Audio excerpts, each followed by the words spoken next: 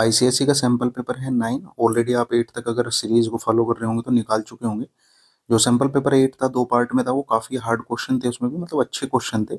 और इसमें भी ऐसे ही ध्यान रखते हुए कि हार्ड क्वेश्चन हों जो पेपर के लिए प्रिपेयर कर सके बच्चे अच्छी तरह, उन्हीं पे फोकस किया गया है। सारे क्वेश्चन काफ़ी अच्छे हैं, हर मेथड को कवर करने की कोशिश की गई है। ऑलमोस्ट मेथड इसमें कवर है। अगर आप ये पेपर कंप्लीट निकालते हैं, ये भी 2 पार्ट में होगा, तो ये आपके सारे मेथड्स आपके रिवाइज हो जाएंगे, इवन कंसेप्ट, फार्मूले, सब कुछ। और आओ कंटिन्यू करते हैं, फर्स्ट क्वेश्चन देखते हैं। अभी हमारे पास फर्स्ट क्वेश्चन है इसमें, in what ratio does the line x minus Y minus 2 is equal to 0 divide the line segment joining the points 3 minus 1 and 8 minus 9, also find the coordinates of the point of intersection। इसने यहाँ पे दे दिया, given है कि एक line है x minus one, ये उसकी इक्वेशन दे दी, x minus Y minus 2 is equal to 0। उस लाइन से इस सेगमेंट को डिवाइड किया जा रहा है और उसका रेशो पूछा है, यानी कि अगर हम इस पॉइंट को मिलाएं तो एक लाइन सेगमेंट बनेगा, वो इस लाइन से डिवाइड हो रहा। तो जहाँ पे वो डिवाइड हो रहा है, टच करके निकल रहा है, तो वो पॉइंट ऑफ इंटरसेक्शन बताना हमें, और किस रेशो में से डिवाइड कर रहा है वो बताना। थोड़ा ग्राफ पे ले लेते हैं समझने के लिए। एक मेरे पास पॉइंट है 3 और -1, दूसरा पॉइंट है मेरे पास 8 और 9। एक चीज हमेशा ध्यान, चलो ठीक है, पहले मैं इसे ड्रॉ कर देता हूँ तब बताता हूँ। मैं इसे मिला देता हूँ। अब एक लाइन ले लेते हैं जो इसे डिवाइड कर रही। मैंने कोऑर्डिनेट ले लिए, उसका लाइन सेगमेंट ये हो गया जिसे हम ए और बी बोल सकते हैं। और मैंने अभी एक लाइन ड्रॉ कर ली है, वो लाइन ये है जो गिवन है मेरे पास, x minus Y minus 2 is equal to 0। अभी एक चीज हमेशा ध्यान रखना, ए पर मतलब यानी कि जो हमारा फर्स्ट पार्ट होगा वो हमेशा वो लेना है जो फर्स्ट में दिया हो मैं क्वेश्चन के अंदर। इसे 3 - 1 को देखने में तो ऐसा लग रहा है कि पता नहीं, इधर भी ले सकते थे हम। 8 9 पॉजिटिव है तो ऊपर, इस चक्कर में मत पड़ना। जो फर्स्ट कोऑर्डिनेट दिया हो उसे ऊपर, और जो सेकंड कोऑर्डिनेट दिया हो उसे नीचे, चाहे राइट लेफ्ट कैसे भी करो, प्रायोरिटी फर्स्ट की फर्स्ट में ही रखना। उसका मेन रीजन क्या है, क्योंकि जो हमारा ये रेशो डिवाइड हुआ है जो इसने मेरे से पूछा, हम इसे हमेशा लेट करेंगे m और n में। ये मेरा m है, ये मेरा n है, तो m हमेशा फर्स्ट कोऑर्डिनेट की तरफ रखना। दूसरी बात, आपको कोई कोई इसमें कहेगा कि k/1 मान लो, यहाँ पे k/1 मान के इसे निकालने को निकाल तो सकते हो, बट पैटर्न एक ही रखोगे तो अच्छा रहेगा। बहुत सी जगह m और n से ही सोल्व होगा ये, ठीक है। ये मेरा पॉइंट है, पॉइंट ऑफ इंटरसेक्शन, इसे हम डिनोट करते हैं p से। यहाँ पे जो ये पॉइंट है, और इसके हम कोऑर्डिनेट मानते हैं हमेशा x और y। ये जो मेरे कोऑर्डिनेट होते हैं ये x1 y1 और ये x2 y2, और ये काउंट होता है हमेशा x और y। और ये x1 y1 इसीलिए है क्योंकि हमने ये फर्स्ट पॉइंट लिया है और उसी के साथ हमने उसका रेशो को m लिया। इससे रिलेटेड, p से रिलेटेड एक फार्मूला है, उसे लिख लेते हैं। पॉइंट p का हमारे पास क्या फार्मूला है, अगर कोऑर्डिनेट x के निकालने हो तो है m x2 plus n x1 upon m plus n। अगर कोऑर्डिनेट y के हैं तो होगा m y2 plus n y1 m plus n। Value solve कर लो, जिससे हमें दोनों चाहिए ही चाहिए, ये तो उसने हमारे से पूछा ही है, तो वैल्यू पुट कर लेंगे, जो जो पता है उसमें लिख लेते हैं। पहले x पॉइंट निकाल लेते हैं इसका, x के लिए ये वाला है फार्मूला, तो यहाँ पे वैल्यू पुट करो, m की जगह तो m, x2 की जगह है मेरे पास 8, तो यानी कि 8m। मैं इसे 8m डायरेक्टली लिख रहा हूँ, थोड़ा ध्यान से देखना। 8m हो गया, 8m में क्या है, m तो m है, x2 की जगह 8, वो यहाँ से लिया मैंने, प्लस n, x1 है मेरा कितना 3, तो 3n, ये हो गया m प्लस n। ये आ गया मेरा पॉइंट x। अब y निकाल लेते हैं, y की जगह क्या होगा, m2 y2, m2 क्या है, सॉरी m y2, m का है हमारा ये रहा, यानी कि ये गिवन नहीं है, वेरिएबल है तो ये एज इट इज। और y2 मेरा क्या है 9, तो 9m। आगे हमारे पास क्या है n y1, तो n की जगह हमारा n, y1 क्या है मेरा माइनस का 1, तो ये हो गया माइनस का 1 बाई m प्लस n। कुल मिला के y आ गया nm minus n m plus n, ये y। तो दोनों कोऑर्डिनेट आ गए मेरे पास, x भी और y भी।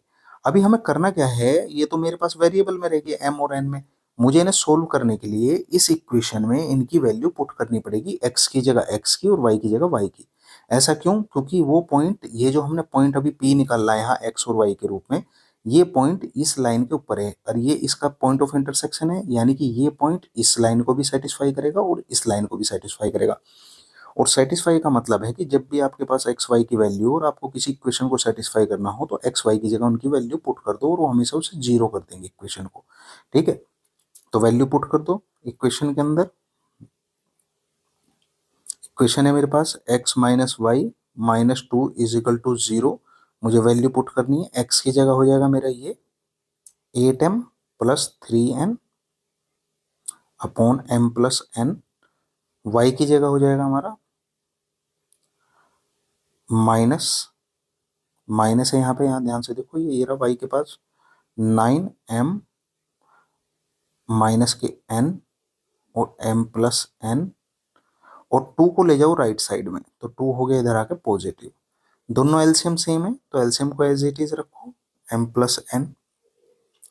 यहाँ पे ऊपर जो है जब एलसीएम सेम है तो जो का तो रह जाएगा 8m प्लस 3n, और यहाँ पे माइनस है तो माइनस से मल्टीप्लाई करते हुए अंदर लिखेंगे। इस माइनस की मल्टीप्लाई 9m में तो माइनस के 9m, इस माइनस की मल्टीप्लाई माइनस के n में तो प्लस के n बराबर 2। मेरे पास हो गया 8m प्लस का माइनस के 9m तो माइनस का m, 3n प्लस के हैं प्लस का n है तो प्लस के 4n। ये हो गया m प्लस n बराबर 2। क्रॉस मल्टीप्लाई कर दो। क्रॉस मल्टीप्लाई करेंगे तो इधर तो रह गया मेरे पास माइनस का m प्लस का 4n, उधर हो गया 2m plus 2n। Minus m है उधर जाके प्लस हो गया तो 2m के पास एक और आ गया तो ये हो गया 3m। 2n इधर प्लस का है इधर आके माइनस का हो गया तो 4n में से 2n ये वाले माइनस हो जाएंगे तो रह गया 2n। रेशो निकाल लो। रेशो हमेशा m रेशो n में रहेगा तो n इधर आ गया m के पास डिवाइड में, और 2 चला गया 3 के, 3 चला गया 2 के पास, तो सॉरी ये m रेशो n होगा। तो m रेशो n, अभी m रेशो n हमारे पास आ गया 2:3। तो अब हम यहाँ लिख सकते हैं कि ये 2 और ये 3 है, यानी कि n इजिकल टू 3 है और m इजिकल टू मेरे पास 2 है। अब m और 2 इसकी 3 की जो वैल्यू आई है, n की जो वैल्यू आई है 3, इसको हम पुट कर देंगे जो हमने निकाल लेते कोऑर्डिनेट उन्हीं के अंदर, इनके अंदर, और उसे सोल्व कर लेंगे। सबसे पहले x को सोल्व कर लो। x बराबर हो जाएगा 8m है तो यानी कि 8 इंटू टू प्लस 3n है यानी कि 3 into three upon m plus n यानी कि 2 प्लस 3। तो ये हो गया हमारा 8 टू जा 16 और ये हो गया 9, 16 और 9 25, 25 अपॉन 5, 5 से 5 टाइम्स ये कट गया तो मेरा x इजिकल टू आ गया 5। अब y और निकाल लो। y के लिए मेरे पास है वैल्यू ये वाला 9m यानी कि 9 इंटू टू माइनस n की जगह हमारा रहेगा 3 और m प्लस n यानी कि 5। 18 माइनस 3 अपॉन 5 यानी कि 15 अपॉन 5 कट गया 3 टाइम्स। ये आंसर है मेरे पास। कोड जो प्रॉपर कोऑर्डिनेट्स आ गए हैं वो आ गए 5 और 3। ठीक, कोऑर्डिनेट आ गए हैं, रेशो आ गया है, ये इसने हमारे से पूछा है। रेशो आया हमारा 2:3, कोऑर्डिनेट आए 5:3। अभी जो हमारे पास क्वेश्चन है वो प्रोपोर्शनल का क्वेश्चन है। फर्स्ट पार्ट में दिया है इसने फोर्थ प्रोपोर्शनल ढूंढना है। जो भी हमें निकालना है उसे लेट कर लो। सबसे पहले मैंने लेट कर लिया मेरा फोर्थ प्रोपोर्शनल एक्स है। देन जो हमारी टर्म्स हैं उनके साथ फोर्थ प्रोपोर्शनल का है तो वो हो जाएगा 2a 3b, या रेशो रहेगा यहाँ पर, रेशो ले लो, रेशो 4c और रेशो x, या हम इसे ऐसे लिख सकते हैं 2a/3b is equal to 4c/x। Multiply कर दो जो जहां पे जा रहा है, x इज इक्वल टू हो गया क्रॉस मल्टीप्लाई होते 4c इंटू 3b, और 2a इधर आ गया तो हमारा 2a एज इट इज, 2 से 4 कट गया 2 टाइम्स, x बराबर आ गया 2 3 जा 6 bc अपॉन a। यही आंसर है। नेक्स्ट इसने दिया हमें मीन प्रोपोर्शनल निकालना। हमें टर्म्स दे दिए हैं दो, इनका मीन प्रोपोर्शनल निकालना। मीन्स का मतलब होता है बीच का बिल्कुल। सेकंड पार्ट मान लो लेट, इसका मीन प्रोपोर्शनल है हमारा x,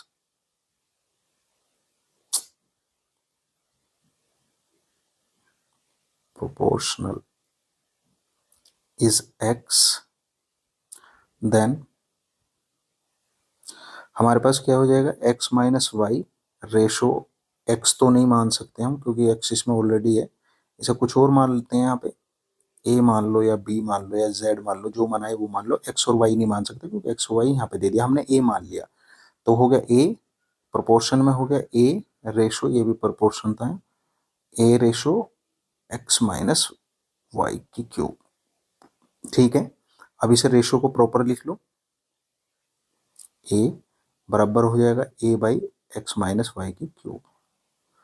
तो क्रॉस मल्टीप्लाई कर दो, इधर हो गया ए स्क्वायर, इधर हो गया एक्स माइनस वाई का पावर 4, तो स्क्वायर को उधर भेज देंगे तो रूट हो जाएगा, तो एक्स माइनस वाई की पावर 4 है, रूट में से कितना बाहर आ जाएगा, रूट में से आ जाएगा एक्स माइनस वाई स्क्वायर। ये हमारा प्रोपोर्शन है ए का, ये आंसर है बी का। थर्ड दिया हमारे पास थर्ड प्रोपोर्शनल, थोड़ा सा यहाँ स्पेस ले लेते हैं, इधर कर लेते हैं।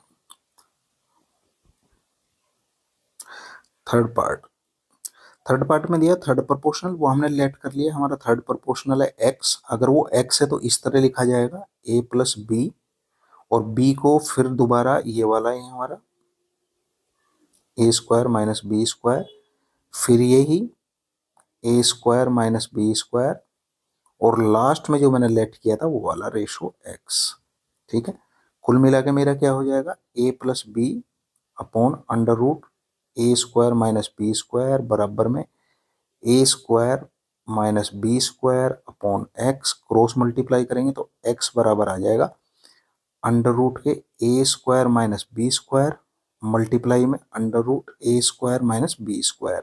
कैसे, इसकी मल्टीप्लाई इसके साथ हो रही है, और डिवाइड में होगा हमारे पास ए प्लस बी, रूट से रूट हट जाएगा जब मल्टीप्लाई होगी, तो ऊपर रहेगा ए स्क्वायर माइनस के बी स्क्वायर, नीचे है ए प्लस बी। एक्सपेंड कर दो फार्मूला, ए एल्जेब्रिक फार्मूला है, एक बार प्लस हो जाएगा मल्टीप्लीकेशन में, एक बार माइनस, तो डिवाइड में है हमारा ए प्लस बी, ए प्लस बी से ए प्लस बी कट गया, मेरा आंसर आ गया इसका ए माइनस बी, यही आंसर। नेक्स्ट हमारे पास रिमाइंडर थ्योरम से इसे फैक्टराइज करना, क्यूबिक हमारे पास पॉलिनोमियल है, कंप्लीटली इसे फैक्टराइज करना यानी कि सोल्व करना। इसका एक तरीका है, बिल्कुल सॉल्यूशन का पेट मेथड है, इसी की तरह करते हैं इसको। क्या, x में हम वैल्यू पुट कर करके देखेंगे, कैसे, स्टार्टिंग करते हैं हमेशा x में 1 से, पहले 1 रख के देखते हैं, अगर वैल्यू 0 आ जाए इसका मतलब ये किसका फैक्टर होगा, अगर 1 से नहीं आई तो फिर -1 रख के देखेंगे, अगर -1 से नहीं आई तो फिर +2 रख के देखेंगे, फिर -2 रख के देखेंगे, ऐसे जब तक करेंगे जब तक हमें यहाँ पे वैल्यू 0 ना मिल जाए, जिससे 0 मिलेगी वही इसका एक फैक्टर होगा। रखने का एक तरीका है प्रॉपर, सोल्व करना शुरू करते हैं। पोलिनोमियल गिवन है मेरे पास, क्या फंक्शन है, एफ एक्स है मेरे पास फंक्शन, एक्स की cube plus 7x square minus के 21x माइनस 27। देखो 1 तो देखने से ही पता चल रहा है, अगर मैं यहाँ पे 1 रखूंगा तो ये भी पॉजिटिव, ये भी पॉजिटिव और ये भी पॉजिटिव के साथ मल्टीप्लाई होकर माइनस, तो माइनस माइनस की वैल्यू हो जाएंगी ज्यादा, तो 1 से तो 0 आएगा ही नहीं। आप ध्यान से देखो, 1 यहाँ 1 आएगा, यहाँ 7 आएगा, माइनस के 21 माइनस के 27, तो किसी भी कीमत पे 0 नहीं आएगा, तो x1 बराबर 1 से तो बात बनेगी नहीं। तो हम रख के देखते हैं x बराबर -1। अगर x बराबर हमने -1 रखा तो हमारी पूरी वैल्यू क्या होगी, यहाँ -1 का क्यूब प्लस f -1, 7 -1 का स्क्वायर -21 -1 माइनस के 27, यहाँ पे हो गया -1 की क्यूब -1, -1 का स्क्वायर प्लस हो गया, उससे 7 में मल्टीप्लाई करी 7 हो गया, माइनस माइनस ये प्लस हो गया बेटे, 21 हो गया यहाँ पे, और ये माइनस का 27, प्लस की वैल्यू आपस में जुड़ी, माइनस की वैल्यू आपस में, तो माइनस के तो है हमारे पास 28 और प्लस के हैं 28, ओवरऑल मेरा फंक्शन हो गया है 0, यानी कि इसका फैक्टर x इजिकल टू -1 है। तो मुझे x इजिकल टू -1 कब मिला होगा, जब मेरे पास इसका सोल्यूशन आया होगा फैक्टर में इस तरह, x -1 equal to 0, +1 sorry, +1 equal to 0, मैंने 1 को उधर ले गया हूँ सोल्व करते हुए, तो x इजिकल टू -1 मुझे मिला होगा। तो यानी कि मेरे पास पहला फैक्टर आ गया यहाँ पे x+1। तो अब इस x+1 से इस पूरे एक्सप्रेशन को हमें डिवाइड देना, और वही इसका कंप्लीट सोल्व करने का तरीका है। क्या, मेरे पास जो पोलिनोमियल है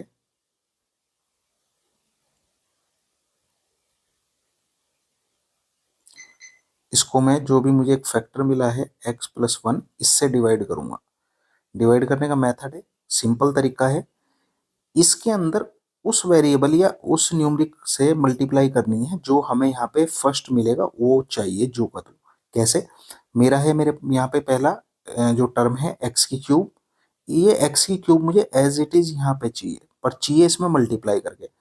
अब आप बताओ मैं x में किस चीज की मल्टीप्लाई कर दूं जो प्लस का x³ आ जाए। मुझे मल्टीप्लाई करनी है x² से। जैसे ही x² से मैंने x में मल्टीप्लाई करी तो मेरा आ गया x³। बट शर्त यह है कि अगर x² से x में मल्टीप्लाई की तो x² से 1 में भी करनी पड़ेगी। तो ये हो गया यहाँ पे x²। जब हम पूरी मल्टीप्लीकेशन होगी उसके बाद इसे सोल्व करेंगे, सोल्व करते हुए जो इसके सिंबल हैं ऑटोमेटिक चेंज हो जाएंगे, ये प्लस माइनस में हो जाएगा, ये भी प्लस माइनस में। x³ से x³ कट गया, 7x² में से एक x² गया तो 6x²। बाकी ऐसे तार दो जैसा हमारे पास है 27। अब दोबारा सेम चीज, मुझे यहाँ पे 6x² चाहिए, बट चाहिए इसमें मल्टीप्लाई करके। x में किससे मल्टीप्लाई करूँ जो 6x² हो जाए? भाई एक तो x है खुद, एक तो उसके साथ मल्टीप्लीकेशन के लिए मुझे 6 चाहिएगा, और एक x और चाहिए जिससे स्क्वायर हो जाए, तो कुल मिला के 6x से, और वो भी प्लस के, क्योंकि यहाँ प्लस का निशान है। जो प्लस का निशान ऊपर है वही मुझे नीचे चाहिए, तो इसीलिए मैंने प्लस का 6x लिया। 6x से x में की तो 6x², 6x से 1 में की तो प्लस के 6x। सिंबल चेंज करो, 6x से 6x कट गया, माइनस के 21 है, माइनस के 6x है, जुड़ के कितने हो गए माइनस के 27x, और ये माइनस का 27 भी उतार लो। अभी मुझे यहाँ 27x चाहिए x में मल्टीप्लाई करके, तो माइनस के 27। अभी देखो सिंबल चेंज है, माइनस है तो मैंने माइनस लिया यहाँ, तो माइनस के 27 से मल्टीप्लाई की तो माइनस के 27। कुल मिला के जो यहाँ पे एज इट इज ऐसा चाहिए, प्लस का है तो प्लस का, माइनस का है तो माइनस का। फिर माइनस के 27 से प्लस के 1 में की तो माइनस का 27। आप ध्यान से देखो सारी चीज एक जैसे होगी, ये प्लस का हो गया, ये प्लस का, तो ये कट गए पूरे पूरे, ये हो गया 0। अभी ये मेरे पास क्वाड्रेटिक इक्वेशन आ गई है, इस क्वाड्रेटिक इक्वेशन को सोल्व करना है। क्वाड्रेटिक इक्वेशन क्या है मेरे पास? x² प्लस 6x माइनस के 27। इसे सोल्व करो। सोल्व करने के लिए मल्टीप्लाई होकर 27 आ जाए, और डिवाइड होकर मेरे पास कितना, ओ सॉरी, माइनस होकर कितना आ जाए 6। तो ऐसे हमारे फैक्टर क्या होंगे? 9 और 3। 9x माइनस के 3x माइनस के 27। इनमें से x कॉमन आ गया तो x+9, और इसमें से 3 कॉमन आ गया माइनस के तो x+9। तो कुल मिला के दोनों में से x+9 कॉमन आ गया, तो मेरे पास बच गया x-3। दो फैक्टर ये आ गए, एक फैक्टर मुझे ऑलरेडी पता था उसे भी लिख दो, तो ये इसका ओवरऑल आंसर है।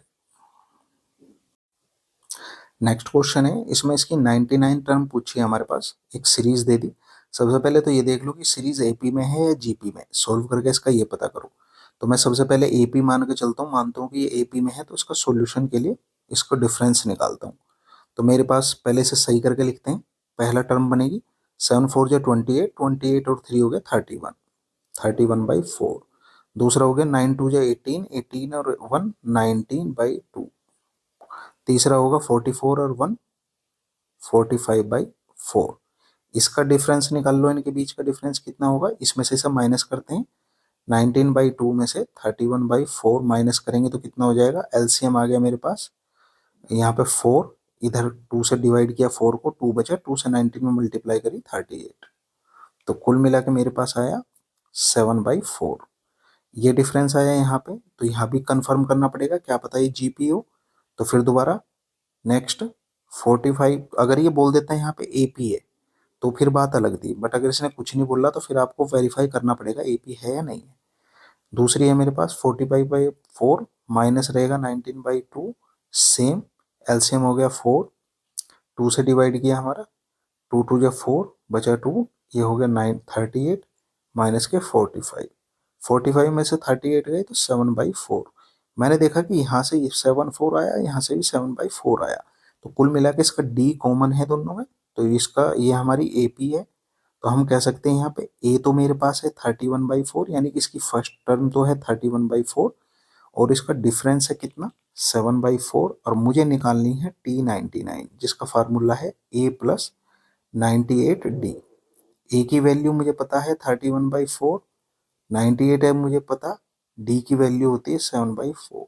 4 से कट जाएगा, 4 2 जा 8, और नहीं ये नहीं कटेगा, 2 से काट लो, चलो 2 से कट के 2 2 जा 4, और ये हो जाएगा हमारा,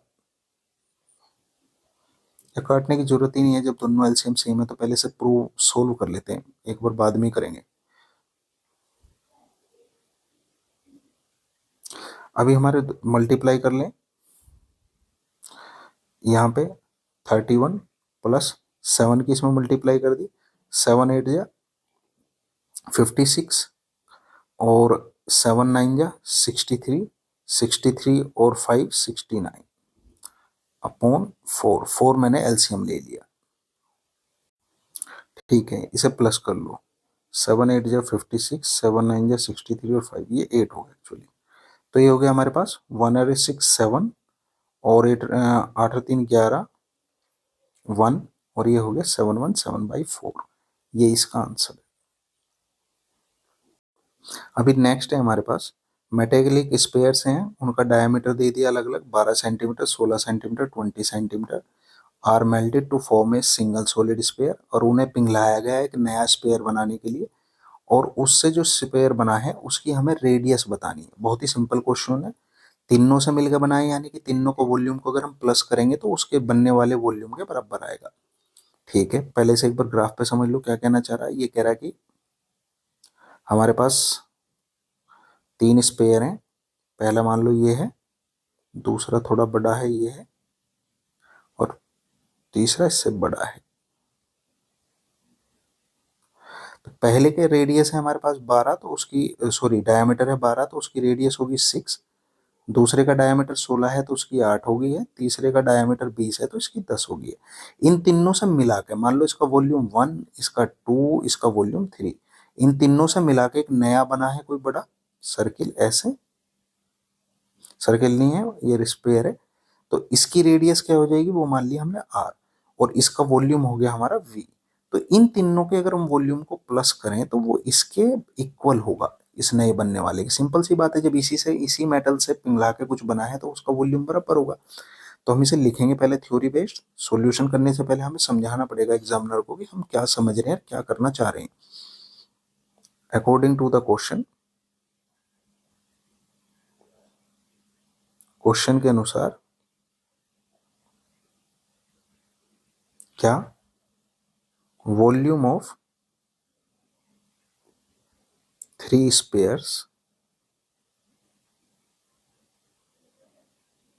will be equal, या वॉल्यूम ऑफ 3 स्पेयर्स, या सम ऑफ, सम लिख लो यहाँ पे, sum of volume of 3 spheres will be equal to the new formed, जो अभी बना है, equal to the new formed sphere volume, यानी कि नए बनने वाले के वॉल्यूम के बराबर होगा। ये तो होगी थ्योरी का पार्ट। अब इसे सोल्व कर लो। सोल्व कैसे करेंगे, फाइंड द रेडियस या जो भी है, हम इसी कंसेप्ट को लिख के चलेंगे यहाँ पे। कैसे कि हमारे पास V1, अगर मेरे पास पहले का V1 है, दूसरे का V2 और तीसरे का वो है, तो V1 plus V2 plus V3 बराबर होगा V के, इस बड़े वाले के। तो इनके हमारे पास सारी चीजें गिवन है, उसकी मैंने रेडियस मान ली, क्योंकि इसमें हमारे पास जो फॉर्मूले में चाहिए वो रेडियस ही चाहिए। V1 का फार्मूला होगा 4/3 पाई आर क्यूब, आर है हमारे पास 6, तो 6 की क्यूब प्लस 4/3 पाई 8 की क्यूब प्लस 4/3, ये वैल्यू मैं यहाँ से पुट कर रहा हूँ, गिवन है रेडियस इनकी, पाई 10 की cube is equal to volume, दूसरे का जो हमारा बना है नया उसका मुझे आर नहीं पता, मैंने आर मान ली, और आर की क्यूब। देखो यहाँ पे ये सारी चीज कॉमन है, तीनों में से कॉमन ले लो, 4/3 पाई कॉमन आ गया, मेरे पास अंदर बचा 6 की क्यूब, 6 की क्यूब हो जाएगी, चलो जो इतना पता है उतना लिख लो, 36 इंटू 6, और इसकी 8 की क्यूब हो जाएगी 64 इंटू 8, और 10 की क्यूब हो जाएगी 1000, जो मुझे पता है वो लिख लो, is equal to 4/3 pi r की क्यूब। 4/3 से 4/3 कट गया, मेरे पास बचा आर की क्यूब बराबर, अब मैं इसमें से जो कॉमन आएगा वो कॉमन लूंगा यहाँ से, बराबर हो गया, मेरे पास 6 है, क्या इसमें 6 कॉमन आ रहा, 6 से डिवाइड हो रहा है क्या ये? 3 से, 3 2 जा 6 नहीं हो रहा, तो सबसे पहले 2 कॉमन आ रहा है, 2 देख लो आप। मैंने 2 कॉमन ले लिया यहाँ पे, अंदर बच गया 2, इधर से भी आ सकता है, इधर से भी, 2 की जगह 4 कॉमन आ सकता है, मैं 4 ले रहा हूँ। जितना मैक्सिमम कॉमन आ रहा हो और जितना आपको पता हो वो कॉमन ले लो।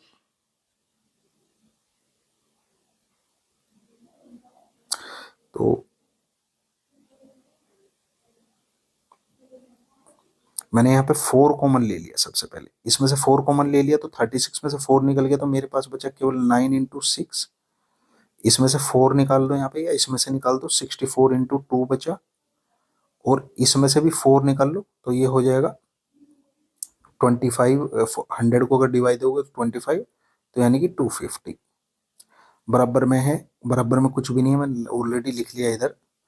देखो कैलकुलेशन का सबका अपना अपना तरीका होता है, मैं तो जब तक एक्सपेंड करके रखता हूँ चीजों को, जब तक वो फाइनल फेज में ना चली जाए। सबसे आसान तरीका है डील करने का। अभी फिर देखो कुछ कॉमन आ सकता है, कुछ नहीं तो कम से कम 2 तो कॉमन आ ही रहा है, 2 ही कॉमन लो। यहाँ पे मैंने 2 कॉमन लिया, 2 कॉमन लिया और 2 कॉमन लिया, तो बाहर आ गया मेरे पास 2 कॉमन होकर 4 में मल्टीप्लाई हो जाएगा 8। तो यहाँ पे 2 कॉमन आ गया, तो यहाँ पे बच गया 9 3 जा 27, प्लस यहाँ पे कुछ नहीं बचा तो 64। यहाँ पे मेरा 2 फिर कॉमन आ गया, तो यहाँ पे बच गया 125। अब इन्हें प्लस कर लो, 8, 7 और 4 11, और 11 और 5 16 का 6 कैरी 1, 2 और 1 3, 3 और 6 9, 9 और 2 1, 1 कैरी, 1 और 1 2, 216। तो मेरे पास ये हैं अभी, और इधर चल रहा है क्यूब। तो कुल मिलाकर हम कह सकते हैं कि आर की क्यूब बराबर हो गया 8 इंटू 216, या आर की क्यूब बराबर हो गया 2, और 216 होता है 6 की क्यूब, तो यानी कि 2 इंटू 6 की क्यूब, 8 हो गया 2 की, 216 हो गया 6 की। तो हम कह सकते हैं कुल मिलाकर आर बराबर आ गया मेरा 12, और ये इसका आंसर है। नेक्स्ट क्वेश्चन है question number 3, in the given figure A B is a diameter of the circle which centre O. एक हमारे पास सर्किल है, उसका सेंटर ओ दे दिया, डायमीटर ए बी दे दिया, A Q B P and P R Q R tangent, A P, A P नहीं, A Q B P और Q R P, ये सारे के सारे टेंजेंट है इसमें। Prove that O P and O Q are perpendicular, हमें prove करना है यहाँ पे ओ पी और ओ क्यू, यानी कि ये वाला एंगल मेरा 90 डिग्री है, ये मुझे प्रूव करना है यहाँ पे। ठीक है, कोई बात नहीं, जो गिवन है उससे पहले थोड़ा सोल्व करके देख लो क्या क्या है हमारे पास। भाई ये मेरी रेडियस है, ये दोनों तो टेंजेंट है, यानी कि ये बराबर ये बराबर, और ये बीच में कॉमन है इनके। ठीक है, और ये रेडियस और ये भी रेडियस, यानी कि सारी साइड बराबर है, तो मेरा सब की सब साइड बराबर है, तो ये ट्राइंगल कॉन्ग्रुएंट है। इसी तरह ये भी इसके साथ कॉन्ग्रुएंट है। कैसे? ये दोनों टेंजेंट है, टेंजेंट सेम पॉइंट से हो तो इक्वल होते हैं, ये साइड कॉमन होगी, ये रेडियस है, तो यानी कि ये सारे जितने भी हमारे ट्राइंगल हैं आपस में दो दो करके कॉन्ग्रुएंट है। अगर ये कॉन्ग्रुएंट है तो ये x मान लोगे तो ये भी x होगा, क्योंकि ये एंगल बराबर होंगे, कोरस्पॉन्डिंग एंगल आपस में। और अगर ये एंगल y मानते हो आप, तो ये एंगल y होगा, क्योंकि ये दोनों ट्राइंगल आपस में कॉन्ग्रुएंट है। इतना यहां तक हो गया, तो इसे सोल्व करते हैं प्रॉपर थ्योरी बेस्ड पे। सबसे पहले हम ट्राइंगल लेते हैं A O Q, triangle A O Q, और ट्राइंगल ए यहां से शुरू किया है और ये लेकर आया हूं, तो इधर से करो आर ओ क्यू। साइड हमारी ए ओ बराबर है ओ आर के, क्यों? रेडियस है। दूसरा हमारा ओ क्यू दोनों में कॉमन है, और तीसरी हमारी क्यू ए और क्यू आर बराबर है। क्यों क्यू ए क्यू आर बराबर है? क्योंकि ये टेंजेंट है, कहां से? From A same point. Same point से अगर टेंजेंट डाला जाए सर्किल पे तो वो इक्वल होता है, प्रॉपर्टी है। तो देन इसलिए triangle A O Q congruent होगा किसके? ट्राइंगल आर ओ क्यू के। कंडीशन समझ में आया? क्योंकि तीनों साइड बराबर हैं तो कॉन्ग्रुएंट है। अगर कॉन्ग्रुएंट है तो हमारा ये वाला angle, angle A O Q बराबर है किसके, एंगल आर ओ क्यू के, और जो हमने मान लिया एक्स। ठीक है, इसी तरह सिमिलरली एक ही चीज को बार बार रिपीट नहीं करते, बस उसे कोट कर देते हैं कि सिमिलरली सेम, ये हमारे दोनों ट्राइंगल कॉन्ग्रुएंट हो जाएंगे। उसी तरह लिख दो कि ट्राइंगल बी ओ पी और आर ओ पी कॉन्ग्रुएंट हो गए। कॉन्ग्रुएंट हो गए तो इनका भी सेम वही होगा, एंगल हमारा एंगल आर ओ पी बराबर होगा एंगल बी ओ पी के, और वो मान लिया हमने वाई। अब इस लाइन पे मेरे पास चार एंगल हो गए, एक एक्स हो गया, एक ये एक्स हो गया, एक वाई हो गया, एक वाई हो गया। अगर मैं सारों को जोड़ूं, now angle x plus angle x plus angle y plus ए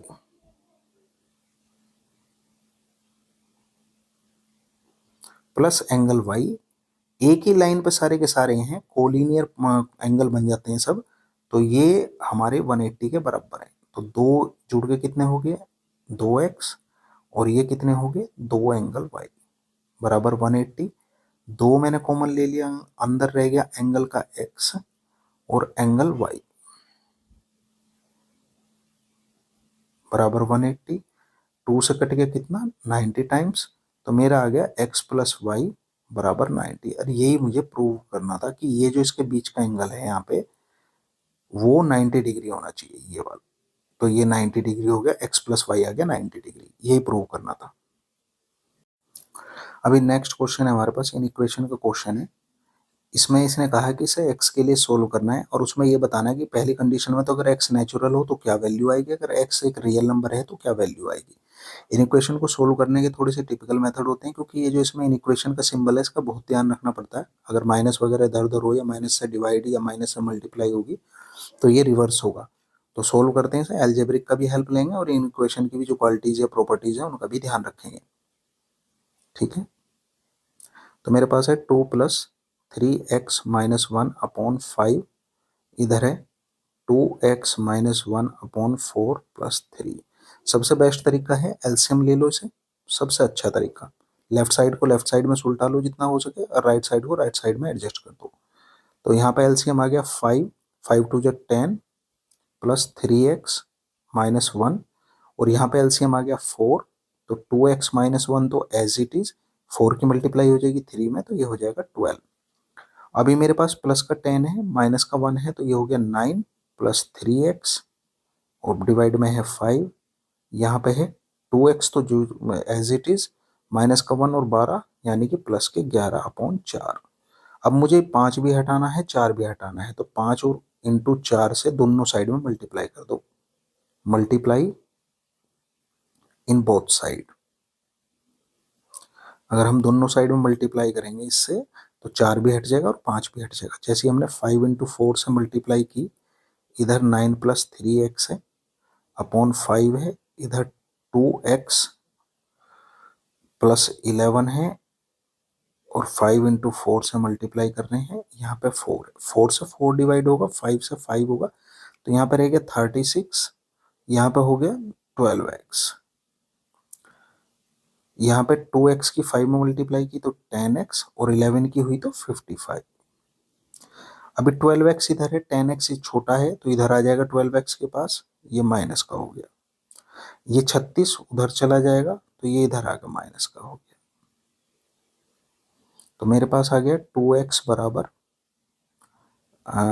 19, या मैं कह सकता हूँ अगर बोथ साइड में 2 से डिवाइड करूंगा, आप इसे डिवाइड, ये लिखना पड़ेगा कि डिवाइड बाई बोथ 2, इसे लिखना ही पड़ेगा, divide by 2 in both side. तो मेरे पास आ गया x ग्रेटर देन और smaller than and equal to 19/2, या मैं कह सकता हूँ x की वैल्यू आ गई 9.5।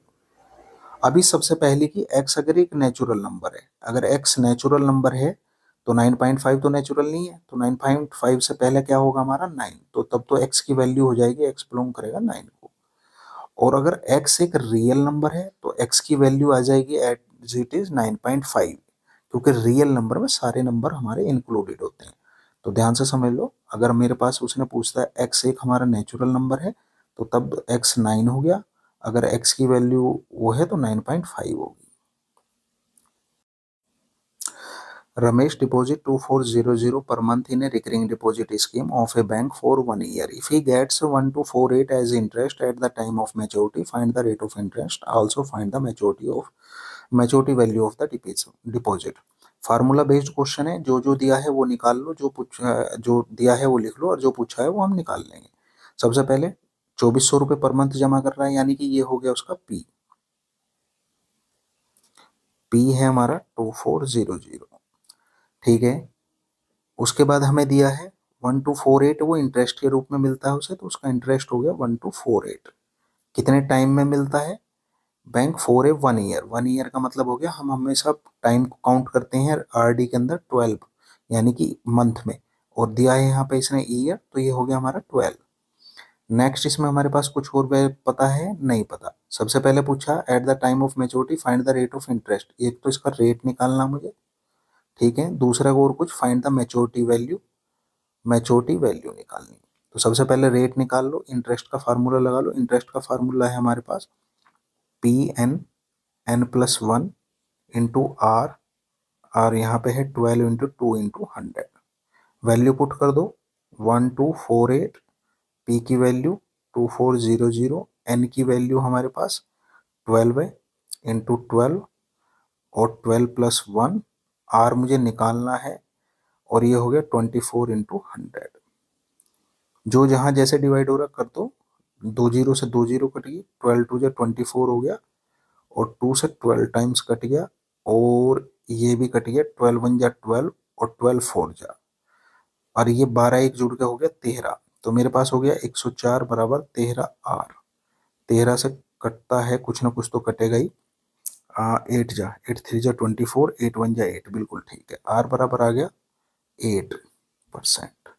8 की वैल्यू आ गई। मैच्योरिटी वैल्यू निकालनी है। मैच्योरिटी वैल्यू निकालने का सिंपल तरीका है हमारा क्या, फार्मूले में पुट कर दो Pn+i, ये है मैच्योरिटी वैल्यू निकालने का। तो Pn हमारा क्या है, P इंटू पी की वैल्यू पुट करो,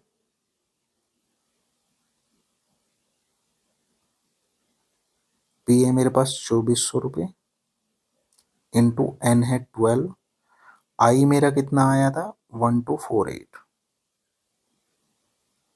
तो मल्टीप्लाई कर दो, 12 फोर जा 8 48, और 12 टू जा 24, 24 और 4 28, प्लस 1248, प्लस कर दो 8 4 2 और 8 10, 8 और 1 9, और एक फिर 0, तो ये हो गया 30048 रुपीज आंसर। नेक्स्ट जो क्वेश्चन है हमारे पास कोऑर्डिनेट से रिलेटेड है। इसमें ए कोऑर्डिनेट और बी कोऑर्डिनेट दिए हैं और वो रिफ्लेक्ट कर रहे हैं वाई एक्सिस पे। जब वो वाई एक्सिस पे रिफ्लेक्ट करेंगे तो उनके एक्स एक्सिस के जो भी सिंबल्स हैं वो चेंज हो जाएंगे, यही प्रोसीजर है। तो जो रिफ्लेक्ट होकर पॉइंट आएंगे, ए का ए डैश बनेगा और बी का बी डैश बनेगा, उन्हें इमेजेस बोलते हैं। जो इमेजेस बनेंगी ए डैश और बी डैश बनेगी। फाइंड, उसके बाद हमें उसमें फाइंड करना, find the coordinate of A dash B dash, ठीक है। Assign a special name to the coordinator, जो इन चारों पॉइंट से मिलाकर कोऑर्डिनेटर बनेगा उसका नाम बताना है क्या बना वो, और एक चेक करना है कि ए बी डैश और बी ए डैश आपस में इक्वल है नहीं। ठीक है, सबसे पहले ग्राफ ड्रॉ कर लेते हैं। ग्राफ मैंने ड्रॉ कर लिया है। अभी जो इसने पॉइंट दिया है, पॉइंट को रखते हैं। ए दिया है इसने -2 और 4, -2 का मतलब लेफ्ट साइड में माइनस, और 4 का मतलब ऊपर यहाँ पे। तो ये मेरा -2 और 4 है, ये पॉइंट है ए। दूसरा पॉइंट दिया है इसने -4 और 2। अब -4 और 2, -4 यहाँ पे आएगा और 2 यहाँ पे आएगा, यानी कि ये पॉइंट हो गया ये -4 और 2, ये हो गया मेरा बी। अभी इन्हें रिफ्लेक्ट करना है हमें वाई पे। वाई पे रिफ्लेक्ट करेंगे तो ए का पॉइंट रिफ्लेक्ट होकर आएगा यहाँ, ये हो जाएगा 2 और 4, और बी का आएगा रिफ्लेक्ट होकर यहाँ, ये हो जाएगा 4 और 2। ठीक है, इन्हें आपस में मिला दो। मिलाने के बाद देखते हैं क्या होता है। मिलाने से ही पता चल रहा है कि ये मेरा एक ट्रेपीजियम बन गया। पहला पॉइंट कोऑर्डिनेट निकालने थे ए के, ए डैश और बी डैश के, तो ये ए dash, B dash, A dash B dash हमारे आगे हैं ये। अब उसने दूसरा पॉइंट दिया है कि वो क्वाड्रिलेटरल कौन सा बनेगा, तो ये ट्रेपीजियम क्वाड्रिलेटरल बनेगा, क्वाड्रिलेटरल बनेगा। और लास्ट में इसने पूछा क्या ए बी बराबर है बी ए के, A dash B dash, A dash B dash बराबर है, नहीं, A B dash, A B dash, okay. इसने इसके कोऑर्डिनेट्स ये पूछे हैं डायगोनल्स, यानी कि हमारे से यहाँ पे डिस्टेंस निकलवा है, डिस्टेंस का फार्मूला लगाएंगे और बताएंगे कि ये बराबर है या नहीं है। ये देखने से ही पता चल रहा है ये बिल्कुल इक्वल आएंगे, ठीक है। आप डिस्टेंस का जैसे ही फार्मूला लगाओगे तो इक्वल ही आएंगे। डिस्टेंस का फार्मूला आपको पता होना चाहिए, मुझे इसलिए पता चल रहा है क्योंकि इनके कोऑर्डिनेट की वैल्यू सेम है, ठीक है। जो कोऑर्डिनेट की वैल्यू यहाँ है एज इट इज कोऑर्डिनेट की वैल्यू वहाँ है, रिप्लीकेट हो रहे हैं वो। जैसे यहाँ पे 2 4 है, माइनस का 2 है तो वहाँ प्लस का 2 मुझे मिल जाएगा, इसी तरह अगर यहाँ माइनस का 4 है तो वहाँ प्लस का 4 मिल जाएगा, इसलिए इसकी वैल्यू सेम आएगी। सोल्व कर लेना डिस्टेंस का फार्मूला लगा के।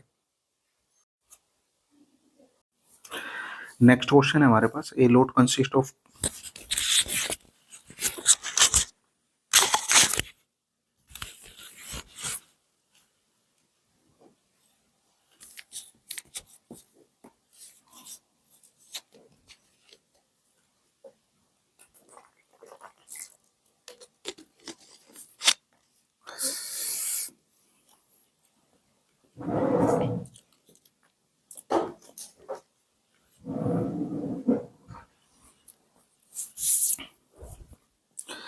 नेक्स्ट क्वेश्चन है हमारे पास, a load consist of 144 ball pens of which 20 are defective, a consumer will buy a pen only if it is not defective, the shopkeeper draws one pen at random and gives it to the customer, what is the probability that. इसने कहा कोई load है pen का, उसमें 144 pen है, उसमें से 20 defective हैं और कस्टमर उसमें से जो पेन तब खरीदेगा जब वो डिफेक्टिव ना हो। शॉपकीपर क्या करता है, जब कस्टमर पेन खरीदना आता है तो उसमें से रैंडमली एक पेन उठा के उसे दे देता है, तो अभी क्या प्रोबेबिलिटी है कि कस्टमर उसे खरीदेगा या नहीं खरीदेगा। तो सोल्व करते हैं इसे। सबसे पहले टोटल आउटकम्स हमारे कितने हो जाएंगे,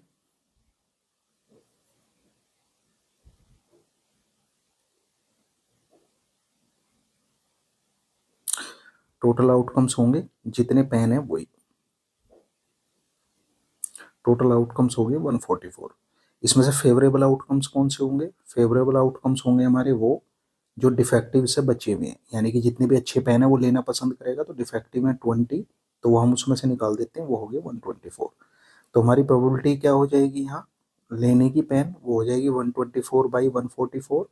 टोटल आउटकम्स को डिवाइड करेंगे तो ये हो जाएगा 2 6 या 12, 2 और 2 7 जा और 2 2 जा, फिर दोबारा डिवाइड करेंगे 2 3 जा 2 1 जा और ये हो जाएगा 2 3 जा 2 6 जा। तो मेरी फाइनल प्रोबेबिलिटी ये आ गई, कस्टमर इस प्रोबेबिलिटी बेस पे लेगा। दूसरा इसने क्वेश्चन दिया कि वो किस कंडीशन में नहीं लेगा। इसे सोल्व करने के दो तरीके हैं, या तो आपको पता है कि टोटल फाइनल प्रोबेबिलिटी किसी भी चीज़ की 1 होती है, उसमें से लेने की प्रोबेबिलिटी ये आ गई, तो जो अगर मैं इसे 1 में से माइनस करूँ तो ये वो प्रोबेबिलिटी बचेगी जिसमें वो कस्टमर लेना पसंद नहीं करेगा। तो 36 एलसीएम ले लिया, तो 36 में से यहाँ से 31 माइनस हो जाएगा, ये आ जाएगा 5/36। तो एक तरीका तो ये है, या एक तरीका ये है कि हमें पता है कि डिफेक्टिव हमारे पास कितने हैं, डिफेक्टिव है हमारे पास 20, और ये जो डिफेक्टिव है यही हमारे ना लेने की प्रोबेबिलिटी है, यानी कि यही फेवरेबल आउटकम की तरह काम करेगा कि अगर ये आएगा तो ही तो नहीं लेगा कस्टमर, जो उसने हमारे से पूछा कि किस कंडीशन में नहीं खरीदेगा। तो हम टोटल में से टोटल को 20 के साथ डील करेंगे तो क्या होगा हमारा 20/144, और ये भी आएगा 5/36। तो कैसे ही कर लो, आपकी मर्जी है, सॉल्यूशन यही है। अभी जो नेक्स्ट क्वेश्चन है हमारे पास, इसमें इसने एंगल पूछ लिया हमारे से। In the given figure tangent P Q P R are drawn to the circle such that the R P Q is equal to 30 degree. दो टेंजेंट दे दिए, टेंजेंट है तो दोनों इक्वल होंगे, ये प्रॉपर्टी है। और एक कोड R S is drawn to the parallel tangent, और एक कोड यहाँ पे डाल दिया इसने पैरेलल इस लाइन के। अब यहाँ मैं बताना find the angle of R Q S, ये वाला एंगल बताना। मैं बेसिक समझाता हूँ पहले, फिर उसके बाद सोल्व करते हैं ऐसे। बेसिक है मेरे पास, अगर ये 30 है तो ये दोनों एंगल बराबर होंगे, क्यों, क्योंकि ये दोनों लाइन इक्वल हैं, टेंजेंट है। अगर ये एक्स है तो ये भी एक्स है, बट हमें पहले ही पता है वो एंगल 30 है, तो ये बचा हुआ डिवाइड हो जाएगा दोनों में, ये 30 पूरे ट्राइंगल का 180 बचा 115 के लिए, तो एक के पास 75 और 75 आया। साइक्लिक क्वाड्रिलेटरल है, ये उसका अल्टरनेट एंगल है, तो इसके साथ ये नेक्स्ट सेगमेंट का एंगल बनेगा, तो ये 75 है, तो ये भी 75 हो जाएगा। अब एक यहाँ पे इंपॉर्टेंट प्रॉपर्टी क्या है, इंपॉर्टेंट प्रॉपर्टी ये है कि अगर मेरे पास कोई भी सर्किल है और उसके अंदर कोई कोड है और उस कोड से पैरेलल कोई टेंजेंट है, तो उस टेंजेंट पॉइंट पे अगर मैं कभी भी कोई लाइन ड्रॉ करूं ऐसे, और उससे बनने वाला ट्राइंगल, ये दोनों लाइन हमेशा आपस में बराबर होंगी। और बराबर क्यों होंगी, ये प्रॉपर्टी काम कैसे करती है वो आप ऐसे समझ लो कि मैं मान लो मेरा सेंटर ये है, इस सेंटर पे अगर मैं यहाँ से एक लाइन ड्रॉ करता हूँ और उसे कंटिन्यू करता हूँ, क्योंकि ये जो लाइन होगा ये परपेंडिकुलर होगा, टेंजेंट की थ्योरी है कि सेंटर से पे जो पॉइंट जाएगा वो परपेंडिकुलर होता है टेंजेंट से हमेशा। अगर मैं इसे आगे कंटिन्यू करता हूँ तो ये इसे यहाँ बाइसेक्ट करेगी, और ये कोड की थ्योरी है कि जो परपेंडिकुलर कोड पे कभी भी सेंटर से पड़ेगा वो उसे बाइसेक्ट करता है कोड को, तो ये बराबर इसके। तो अब मेरे पास देख लो ट्रायंगल की क्या सिचुएशन बन गई है, ये लाइन इसके बराबर, ये लाइन इसके बराबर, और ये कॉमन, यानी कि ये दोनों ट्रायंगल आपस में कॉन्ग्रुएंट है। अगर कॉन्ग्रुएंट है तो ये एंगल इसके बराबर होगा। वही चीज यहाँ पे है, अगर ये मेरा 75 है तो ये भी 75 होगा। थ्योरी क्या है कि किसी भी पैरेलल कोड पे टेंजेंट पॉइंट से डलने वाली दोनों लाइन या उसका बेस पे डलने वाले एंगल हमेशा इक्वल होते हैं। तो ये 75 हो गई, तो ये एंगल हमारा 30 आ गया, तो सोल्व होकर ये एंगल 30 आया। आई होप समझ में आ गया होगा।